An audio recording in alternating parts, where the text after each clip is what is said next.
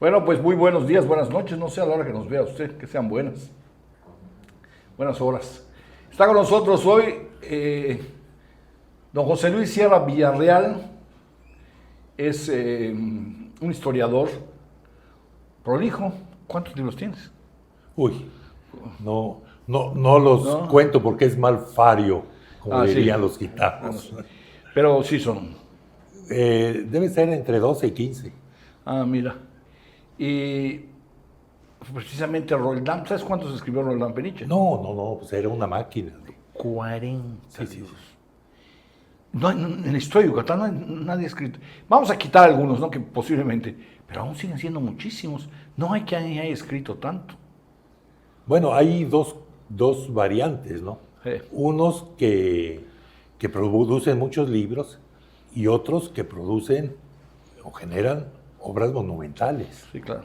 Verbo y Gracia. La historia de la literatura en Yucatán. De Esquivel Prem. En eso piensan todos. 18 volúmenes. Claro, lo podíamos reducir yo creo que a 7. La versión de la Wadi es muy chiquitita, ¿no? Bueno, pero la obra es maravillosa, como quiera que sea, es monumental, es tremenda obra. Sí. Orosa, Jaime Orosa, Sí. con la historia del Enequén. Yo no sé cuántos habrá escrito también de, por ejemplo, canto, porque había además esta beta enorme que tenía don Antonio Canto, que era la docencia. Sí, cómo no. Entonces generaba maestro textos, de la prepa 1. pero generaba textos para los estudiantes, Claro. que muchas veces no llegaban a una edición formal, sino como apuntes, ¿verdad? Que se mimeografiaban, no habían eso, las fotocopiadoras. Así nació La Génesis, teoría y génesis del Estado moderno de López Portillo, un conjunto de sus, lo que dices tú, un día decidió que todo lo que había escrito para las clases lo iba a editar y lo editó. No, pero yo creo que aún así sigue siendo un hombre que produjo una enorme cantidad de material. Sí. Mucho. Sí. No, pero de verdad mucho. Fíjate que él tenía una cosa, él no era bachiller. Él no terminó el bachillerato. Yo creo que tenía un poquito eso, ¿no? No sé, tampoco, por eso no daba clase en la universidad, etc. Y yo creo que eso lo acicaló, lo chicoteó para producir y vivir produciendo y morirse en su máquina de escribir. Sí. Tú de repente llegas a 40, así como vas, muy clavado en... Yo no sé cuántos, como te digo, a mí el número no me importa tanto, pero sí te puedo asegurar que si por mí depende, yo quiero que la muerte me agarre escribiendo. Sí, como Elena dice. Sí, entonces... Sería yo feliz si me agarra escribiendo. Has producido 2 muy interesantes, ya nos ocupamos aquí de uno de ellos extensamente, de la conspiración para matar a Felipe Carrillo Puerto, que es un libro para conmemorar el aniversario, los 100 años de que se lo escabecharon injustamente, torpemente. Y ya hicimos nosotros alguna crítica. El libro es buenísimo, es muy interesante, muy apropiado, muy bueno. Hasta con lo que cosas que uno no puede estar de acuerdo, es bueno. O sea, y ahora has producido que está más escandaloso todavía, que es Los mayas ausentes, que a mí me llamó muchísimo la atención. Primero haces unos cuadros allá de la guerra de castas, de rebelión y batalla, digamos, ¿no? Y es una cosa que te deja un poco, te hace pensar mucho sobre la naturaleza de la guerra de castas. Pero en fin, cuéntanos cuál es la esencia de este libro tan interesante. Mira, es una motivación fundamentalmente personal, de una dimensión ética por un lado, pero por otro lado es un reto académico. Después de, más de 40 años que tengo viviendo aquí, leyendo, estudiando sobre historia de Yucatán, distintas épocas, distintos pasajes, llega un momento en donde te reflexionas y dices, a ver, ¿y los mayas dónde están? Revoluciones van, revoluciones vienen, la independencia, la reforma, la revolución mexicana. Yucatán tiene participación, tiene personajes importantísimos, ¿verdad? Que si Quintana Roo, que si Leona Vicario, que si que si el otro, por nexos o directamente. Lorenzo de Zavala. Sí, Lorenzo de Zavala, efectivamente. Y dices, bueno, ¿y los mayas? ¿Dónde están? Y a esa pregunta le sigue otra. ¿Cómo demonios pueden estar los mayas si los que escribían la historia que nosotros leemos, que nosotros conocemos y retransmitimos, son mestizos? Si no es que españoles originales, los primeros textos de los obispos. Bueno. Entonces, vemos que los que recuperan la información, la procesan, la escriben para transmitirla, son fundamentalmente mestizos, ¿verdad? Que no estaban muy empapados, muy metidos en la cultura, en el pensamiento de los mayas, ¿verdad? Y a veces, en muchas ocasiones, estaban peleados, confrontados por esa cultura. Sí. Y entonces, bueno, tenemos un ejemplo verdaderamente paradigmático, ¿verdad? Como un sacerdote de un auto de fe, en un momento dado,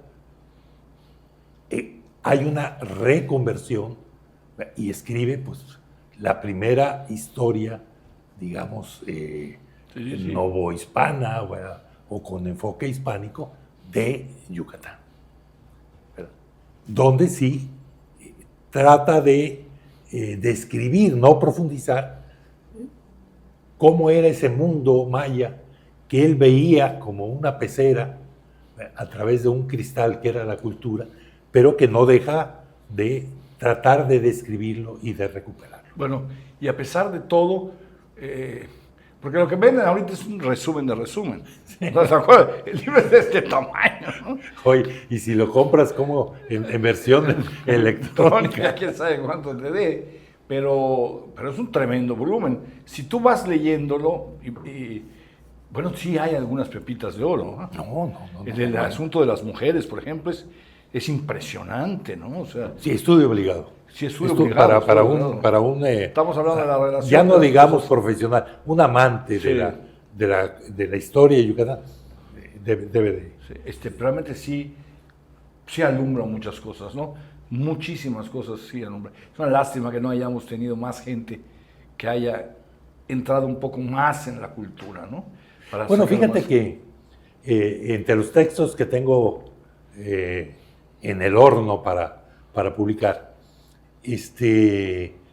yo platicando sobre todo con los colegas de aquí y colegas de fuera de aquí, sobre todo de la Ciudad de México, ¿verdad? Vemos que el gran vacío de la historiografía yucateca es lo que podríamos llamar historia contemporánea.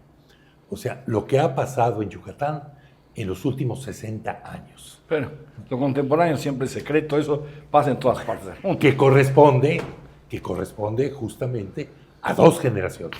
Si pensamos que el tiempo físico, años, sí. Que el tiempo físico de una generación es 25, 30 años, digo, o sea, el tiempo en que los hijos empiezan a ser los que mandan, o sea, los que toman las decisiones, que es 25, 30 años, su formación. Bueno. Entonces, son dos generaciones y hay un gran vacío. Después del reparto de las haciendas, donde hay varios libros, etcétera, después de la primera edición de la enciclopedia yucatanense que se empieza en el Sí, 44 y se termina en el 48, después de esfuerzos grandes por historiar, sobre todo algunos temas, ¿verdad?, que sí se cumplieron, empieza a haber un vacío. Un vacío que por fortuna los medios digitales y electrónicos están permitiendo llenar.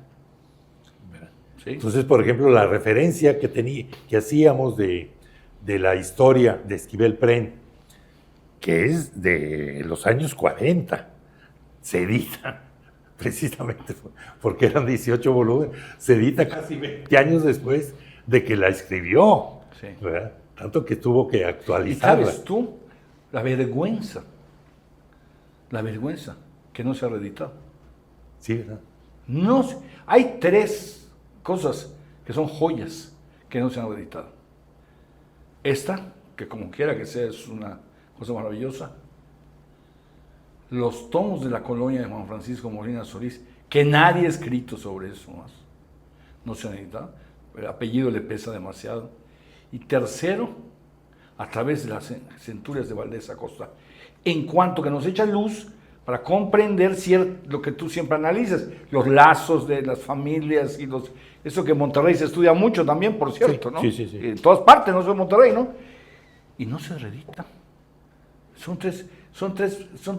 Bueno, ahí va otra, te la suelto. Suárez Molina. Sí.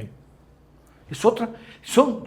Explícamelo tú, que tienes una mente. José Luis tiene una mente muy interesante. Yo digo que tiene una mente como de policía, como Poirot, porque le busca siempre el otro, esto puede ser por esto. Siempre busca ciertas explicaciones que los demás no buscamos así, con tanta acuciosidad, ¿me entiendes? Eso se explica porque yo soy Contreras. Yo soy Contreras, ¿no? Sí, pero siempre, mira, esto puede ser por eso.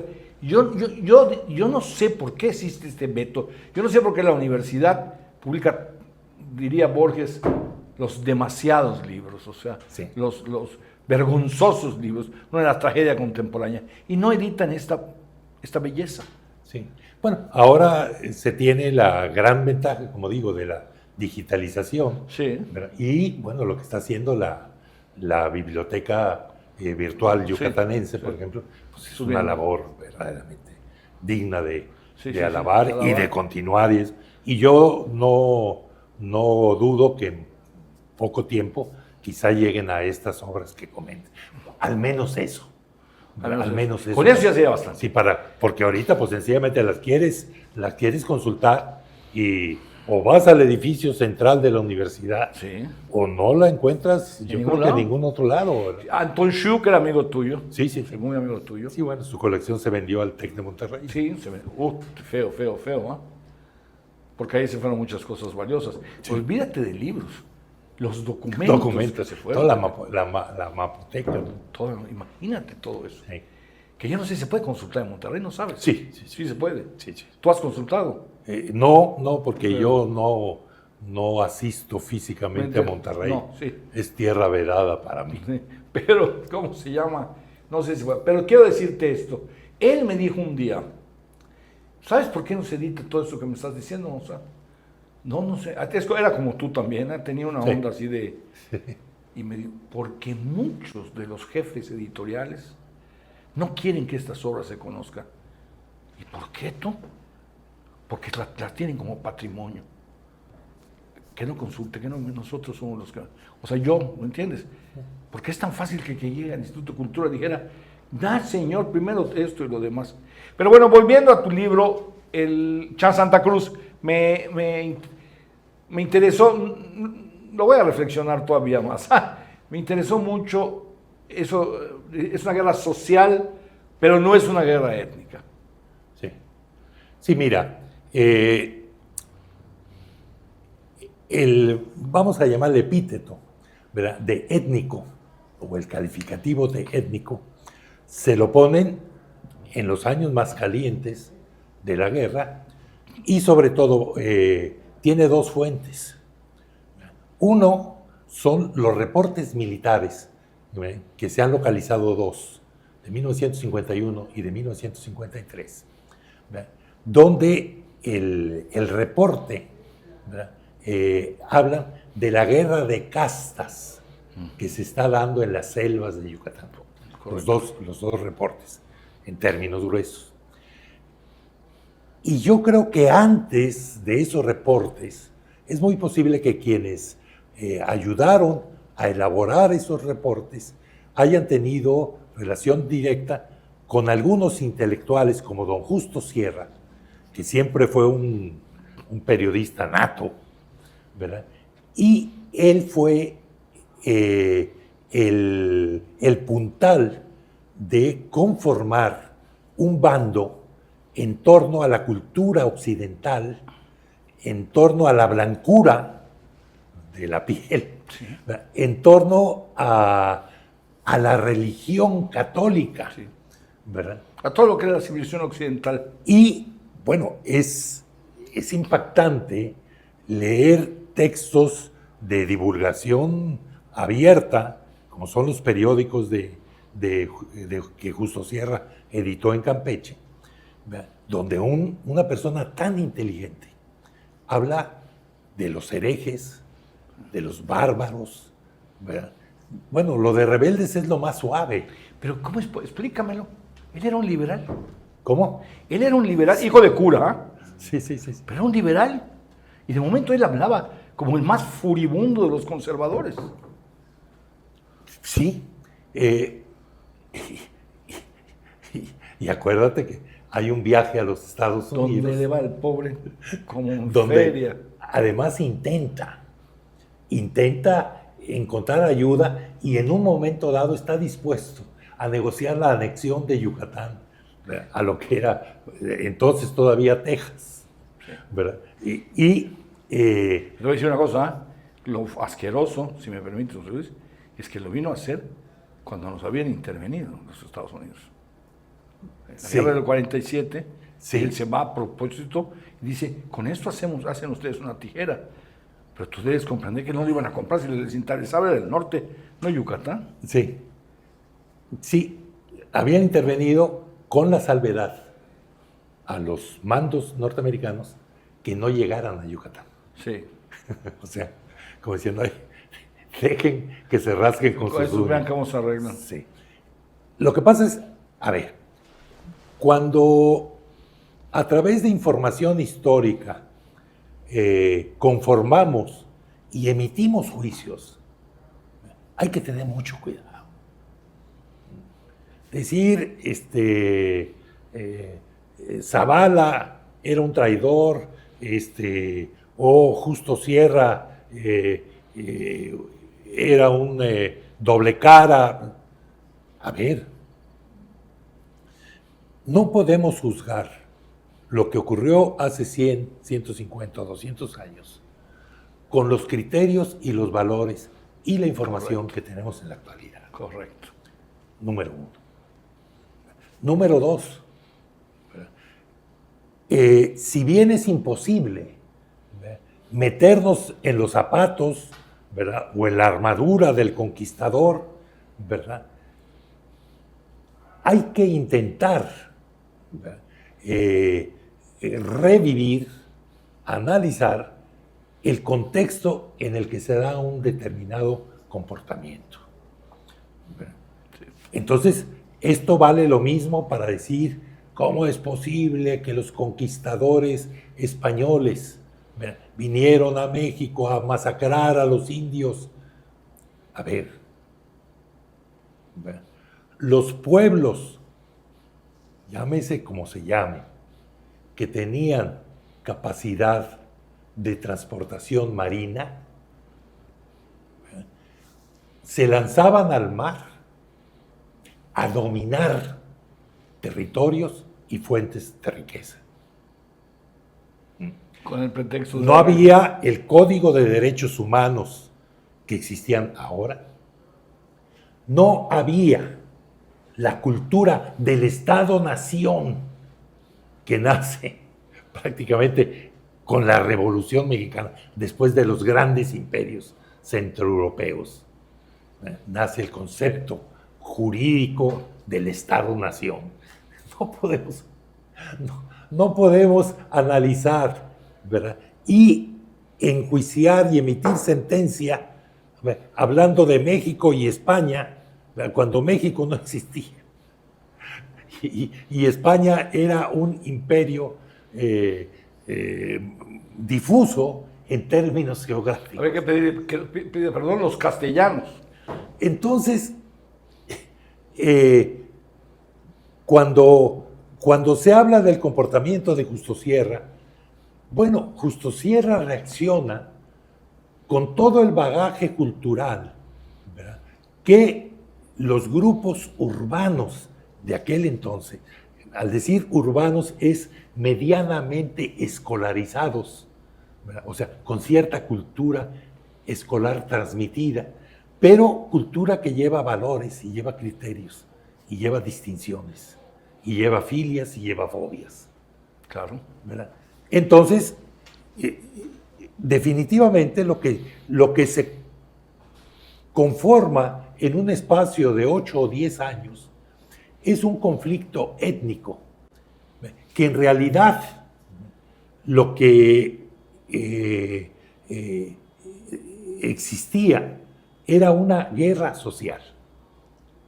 Era una guerra donde los luchadores, los soldados del primer nivel y del segundo y del tercero eran fundamentalmente indígenas. ¿Por qué? Porque el 90% de la población peninsular era marcadamente indígena. Entonces, un conflicto social necesariamente tenía que soportarse, que ser ejecutado por el bando del 90%. Y los mandos no eran indígenas, eran chanindígenas. Sí. Indígenas que habían sido medianamente informados, culturizados, porque ya tenían relación muy directa y a veces estrecha con la Iglesia Católica, que era la institución más pesada de aquel entonces, más que el supuesto Estado mexicano, que no llegaba a donde llegaba la Iglesia. Entonces, esos que eran mestizos, eran los mandos, mestizos más blancos, más occidentalizados, del lado que se conoce como el de los blancos, y mestizos más indígenas del otro lado. Y las causas, acuérdense, las causas primigenias fueron obvenciones religiosas. Y terrenos, y tierra. Jacinto Pat pedía tierra. Fíjate, eso es muy importante, ¿eh? Eso que se estén quedando con terrenos por todos lados. A ver si no termina en un lío, ¿eh? A ver si no termina en un lío mañana, había que estudiarlo. Porque Jacinto Pat pidió ampliación de terreno, ampliación de terreno. Sí, precisamente. O sea, vamos a meter todo eso, todos esos contextos. Las subvenciones religiosas, que era el cobro para las fiestas. Si tú te querías bautizar, que era la gran celebración familiar, tenías que pagar tanto. Si te querías casar, tanto. Si te morías, tanto. Para la fiesta del pueblo, el que la organizaba era el cura, el párroco, ¿verdad? Y cobraba por esto, a los gremios, a los mayordomos, a los todo una cosa financiera terrible. Que era dinero. Y por otro lado, como bien señala Gonzalo, las causas agrarias. ¿De qué vivía, verdad, el indio, que era campesino por naturaleza, que no tenía otra opción que vivir de la tierra que pisaba, donde nacía e iba a morir, ¿verdad? ¿De qué vivía?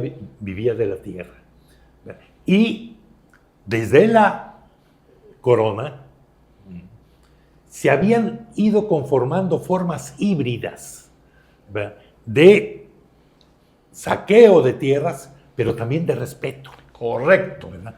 Se reconocían los ejidos de los pueblos, que era a partir del templo, 7 leguas en cada dirección, ¿verdad?, que las tierras correspondían a los habitantes de ese pueblo.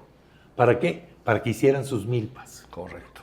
¿Verdad? Eso, perdona que te diga, qué bueno, es lo que no tomó en cuenta Salinas de Gortari cuando privatizó el ejido. Se pasaron por el arco del triunfo. Sí. Toda esa sabiduría que dio tanto resultado en otra época. Fíjate qué curioso. Eso le tocó a Cervera Pacheco. Un agrarista que terminó deshaciendo el ejido, fíjate. Sí. Por el Era- RAT. ¿Sí? Cuando se funda el RAN, el Registro Agrario Nacional. Sí, pero tienes toda la razón. Eso es increíble que no se haya respetado. Sí, entonces eran los ejidos de los pueblos, ¿verdad?, y luego lo que le quitaban al pueblo, que eran los terrenos realengos, De Realengo. que al desaparecer el Estado de la monarquía, ¿verdad?, la corona española como propietaria, quedan en disputa. Sí. ¿Verdad? Y en realidad es lo que motiva una serie de luchas facciosas en donde es actor de primer orden la Iglesia Católica, que era la gran propietaria Tenía tres cuartas partes de tierras en todo aquel país naciente, ¿verdad? Y el Estado que se veía constreñido, arrinconado por el poder fundiario de la Iglesia y el manejo que hacía de esa riqueza. Entonces, si vemos la primera mitad, ¿verdad?, del siglo XIX, que corresponde a los primeros años del México independiente, son conflictos, ¿verdad?, en torno a todo eso, ¿verdad?, que estaba envolviendo también el mundo indígena. Acuérdense que con la expropiación de las tierras no fue nada más a las iglesias, fue también a las comunidades indígenas. Sí. La primera de las grandes reformas, de la guerra de reforma, anteriores a la guerra de reforma, fueron la expropiación de los bienes de la iglesia e instituciones comunales. Sí, ese con un concepto muy norteamericano, yo creo, exactamente. Ellos estaban enamorados de los Estados Unidos, Sí. ¿no? Sí. Sin reconocer la Sí, sí. naturaleza, ¿no? Sí, entonces todo eso rodeó a esta guerra social. Guerra social que se mantiene. Lo que hacen es una serie de decisiones burocráticas, tratando de lo que se llama en la ciencia política moderna el control de daños. A ver, ¿dónde están afincados los mayas rebeldes? Y entonces dicen, bueno, pues en estas extensiones que son selva alta, entonces primero le quitan a Yucatán, Campeche, ¿verdad?, que más o menos los blancos o los mestizos de la ciudad y puerto de Campeche tenían bajo control. Luego, en 1902, estamos hablando 40 años después de la separación de Campeche, que empieza en 1847 junto con la Guerra de Castro, Sí. pero en realidad el que la culmina es Benito Juárez. ¿Cómo no? En el 62. Cuando ya decreta el Estado de Cuando Campeche. se da el decreto. Entonces, 40 años después, Porfirio Díaz aplica la misma vara. A ver, vamos a formar el territorio de Quintana Roo, le quitamos a lo que le queda a Yucatán la mitad de su territorio y vamos a acotar la parte que tenemos controlada. Esa fue la decisión que se toma en el 902, ¿verdad? Sí. ¿Qué pasa con los mayas? Bueno, los mayas ya habían desarrollado un sistema de vida donde dispersos en la selva era la mejor defensa que tenían. ¿Qué pasaba? Tenían una serie de puntos de reunión, ¿verdad?, que con una doble característica. Eran puntos para manifestaciones de culto, ¿verdad?, que era el santuario, ¿verdad?, y también eran centros militares. O sea, de alguna manera, los sacerdotes eran los referentes de autoridad de mando militar también. Bueno, entonces, nosotros hemos oído hablar mucho de Chan Santa Cruz, que era el mayor. Que te quiero decir una cosa, no de paso. Yo estuve ahí hace muchísimos años y dije Chan, ¿te imaginas? Dije Chan Santa Cruz. Un momento, pero con toda energía. Esto es Santa Cruz. Tenga usted, a usted favor no ponerle el diminutivo Chan. Disculpe, usted tiene razón. ¿Qué ver así? Esto es Santa Cruz. Quítele eso del Chan. Que los blancos, ahí todavía hace unas décadas, José Luis, decían blancos. Por ejemplo, no te decía Mérida ni que te murieras. To. ¿Cuándo regresas en To? Me preguntó una viejita. Que ni entendí. O sea, hay vetas de cultura. Ya que, no, ya volví, que ya no, porque Cancún avasalló a sus jóvenes, porque antes había las guardias del templo, de la Casa del Jaguar, había todo, pero ya se fueron y ya cambió todo completamente. Sí.